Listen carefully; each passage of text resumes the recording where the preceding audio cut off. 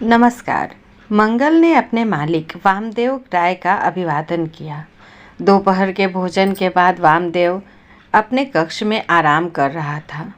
आओ मंगल, आओ बैठो, वामदेव राय ने कहा। कटक का रहने वाला वामदेव राय एक साधवा था। यहाँ व्यवसायी को साधवा कहा जाता था। मंगल की आयु लगभग 40 वर्ष थी और राय के यहाँ काम करते करते उसे 20 वर्ष से अधिक समय हो गया था। गांव में बड़े दिन लगा दिए मंगल। तुम्हें तो 2 दिन पहले ही आना था। सब ठीक ठाक तो है ना? राय ने पूछा। हर 6 माह में मंगल अपने गांव जाया करता था। उसके परिवार में पत्नी और एक पुत्री थी। जी मालिक, सब कुशल हैं, मंगल ने जवाब दिया। एक शुभ समाचार भी लाया हूँ। मेरी बेटी का ब्याह पक्का हो गया है। लड़का बहुत अच्छे परिवार का है। उसका अच्छा खासा व्यापार है और नज़दीक के गांव में ही रहता है। अरे वाह, ये तो बड़ी अच्छी बात है। कब है शादी? अगले माह कुमार पूर्णिमा के 2 दिन बाद। अरे भाई, तैयारियां भी करोगे? कितने दिन की छुट्टी चाहिए तुम्हें? 10 दिन की, लेकिन सरकार, छुट्टी से ज़्यादा ज़रूरी है धन। धन? वामदेव राय ने हैरानी से पूछा। हाँ मालिक, मेरे पारिश्रमिक का वह हिस्सा जो 2 सोने के सिक्कों के रूप में मैं वर्षों से हर महीने आपके पास जमा कराता आ रहा हूँ। मेरा अनुमान है कि अब तक कुल मिलाकर 2500 सिक्के हो गए होंगे। अच्छा, तो तुम उस धन की बात कर रहे हो। हाँ, तुम्हारी वह अमानत मेरे पास सुरक्षित है। जब तुम गांव जाओगे तो लेते जाना। खुश होकर मंगल काम पर चला गया। मन ही मन वह राय बाबू का धन्यवाद कर रहा था, जिन्होंने उसे बचत करने का सुझाव दिया। जाने के हफ्ते भर पहले मंगल छुट्टी मांगने वामदेव राय के पास पहुंचा। ठीक है मंगल, मेरी शुभकामनाएं सदा तुम्हारे साथ है। वर वधू को मेरी ओर से आशीर्वाद देना, राय ने उससे कहा। अच्छा मालिक, मेरी अमानत तो दे दीजिए, मंगल विनम्रता से बोला। वामदेव राय का चेहरा गंभीर हो गया। वह बोला, अरे मंगल, मेरा एक जहाज़ उड़ीसा से सामान लेकर सुमात्रा गया है। तुम्हारा धन मैंने इसी सामान में निवेश किया हुआ है। जहाज़ को 10 दिन पहले आ जाना था। सोचा था कि मैं तुम्हारे धन के साथ अच्छा लाभ तुम्हें उपहार में दूंगा। तो फिर क्या हुआ? जहाज़ वापस आ गया? मंगल ने पूछा। नहीं, खराब मौसम के कारण वह सुमात्रा में ही अटका है। तुम चिंता मत करो, जैसे ही जहाज़ लौटता है मैं तुम्हारा धन गांव भेज दूंगा। लेकिन मालिक, मेरे पास तो इतना रुपया है नहीं। अगर जहाज़ नहीं आया तो बिना रुपए के मैं बेटी की शादी कैसे कर पाऊंगा? अरे मंगल, इतने निराश क्यों होते हो? तुम कैसे कह सकते हो कि जहाज़ नहीं आ पाएगा? और मान लो कि नहीं भी आया तो क्या हुआ? मैं किसी से उधार लेकर तुम्हारे पास भिजवा दूंगा। रुपए मेरे पास थे, मैं अभी दे देता, लेकिन वे भी मैंने इसी माल में लगा दिए। उदास मन लिए मंगल गांव के लिए निकल पड़ा। शादी की तैयारियां शुरू हो गई। 2 दिन बीत गए पर राय बाबू की कोई खबर नहीं थी। तीसरे दिन मंगल ने अपने भतीजे चंदन को बुलाकर कहा, मेरे मालिक के पास चले जाओ, कहना मैं मंगल का भतीजा हूँ और मंगल ने मुझे अपनी अमानत लेने के लिए भेजा है। चंदन चला गया और फिर वापस लौटते लौटते उसे शाम हो गई। हाँ चंदन, बात बनी? क्या जवाब दिया मालिक ने? अभी चंदन घर में घुसा भी नहीं था कि मंगल ने पूछ लिया। नहीं चाचा जी, निराशा से चंदन ने उत्तर दिया। क्या मतलब? तुमने बताया नहीं तुम मेरे भतीजे हो? बताया था चाचा जी, राय बाबू बोले। अच्छा हुआ तुम आ गए चंदन, वरना यह बुरी खबर लेकर मैं तुम्हारे ही गांव आने वाला था। मैंने पूछा, क्या बुरी खबर राय बाबू? उन्होंने बताया, वह जहाज जिसमें तुम्हारे चाचा जी का रुपया लगा था, रास्ते में एक भयंकर तूफान से तबाह हो गया। उस जहाज के साथ सारी पूंजी भी डूब गई। मैं बर्बाद हो चुका हूँ। कोई मुझे उधार भी नहीं दे रहा कि मैं मंगल को रुपया लौटा सकूँ। पूरी बात सुनकर मंगल लड़खड़ा पड़ा। चंदन ने उसे संभाला। अगले दिन शादी थी, उसके पास कुछ नहीं था। ऐसे में कौन उसे उधार देता? मंगल की इच्छा थी कि वह बेटी को 50 सोने के सिक्के दे। यह भी अब सपने जैसा लगने लगा था। मंगल सिर पकड़कर रोने लगा। अधमरा होकर वह कोने में बैठ गया और वहीं उसकी आंख लग गई। देर रात उठते ही उसकी नज़र अपनी पत्नी और बेटी पर गई। वे दोनों शांतिपूर्वक सो रहे थे।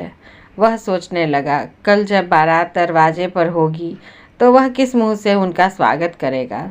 जब दूल्हे और उसके परिवार को उसकी दयनीय हालत के बारे में पता चलेगा तो वे बारात वापस ले जाएंगे, इस रिश्ते को ही तोड़ देंगे।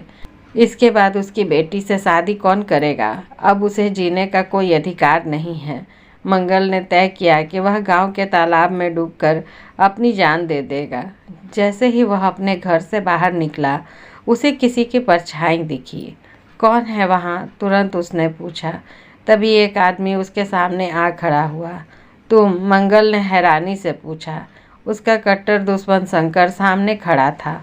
शंकर और मंगल के परिवार में पिछले 50 वर्षों से कलह था। 2 बार तो ऐसा भी हुआ था कि दोनों परिवारों में मारपीट तक की नौबत आ गई थी। तब गांव के बड़े बूढ़ों ने उनके बीच सुलह कराई थी। इतनी रात गए तुम मेरे दरवाजे पर क्या कर रहे हो? मंगल ने पूछा। मंगल, मुझे मालूम है तुम कितने परेशान हो, शंकर ने जवाब दिया। तुम्हें किसने बताया मैं परेशान हूँ? मैं किसी परेशानी में नहीं हूँ। तुम्हारा भतीजा चंदन शहर से लौटते समय मुझे मिल गया था। मुझे लगा वह बहुत उदास है।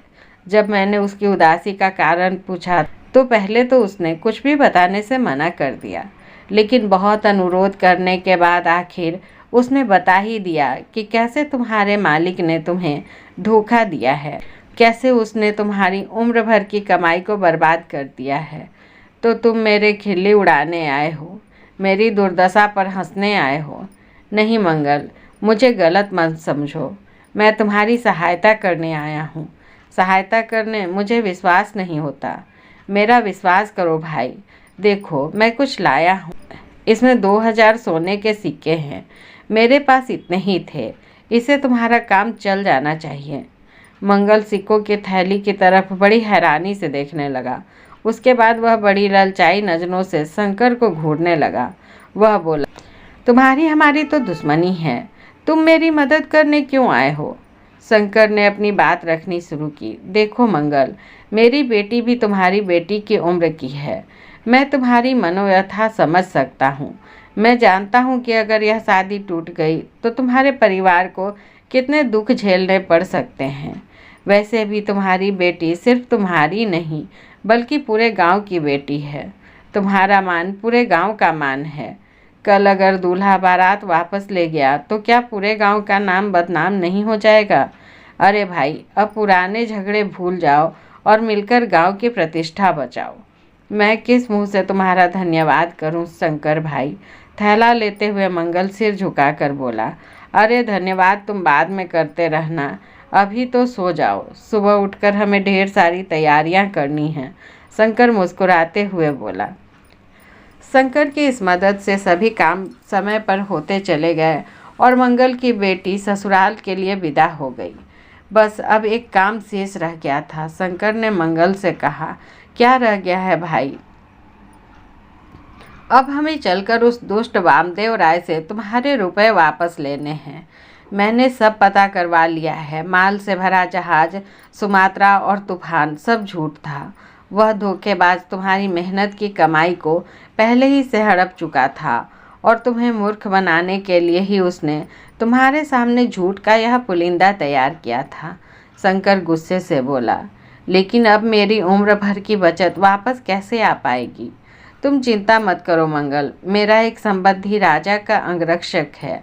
इस मामले में वह हमारी अवश्य मदद करेगा, शंकर ने आश्वासन दिया। मंगल और शंकर दोनों राजमहल पहुंच गए। अपने रिश्तेदार से मिलकर शंकर ने सारी कहानी उसे कह सुनाई। वह स्वयं उनके साथ वामदेव राय के घर चलने को तैयार हो गया। तीनों वामदेव के घर जा पहुँचे।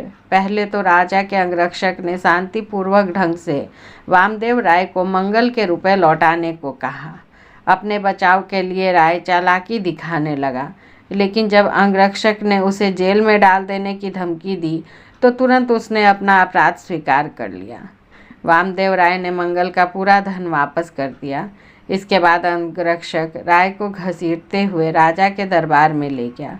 जिस मालिक के लिए मैंने 20 वर्षों तक अपना खून पसीना एक कर दिया, उसी ने मेरे साथ इतना बड़ा धोखा किया। वह मेरी जिंदगी भर की कमाई हड़प गया। और एक तुम हो शंकर भाई, मैं तुम्हारे खून का प्यासा बना रहा, फिर भी तुमने मेरी इतनी बड़ी मदद की, मेरा सम्मान और जीवन दोनों बचाया। मंगल ने शंकर से कहा। मंगल की आंखों में कृतज्ञता के आंसू थे।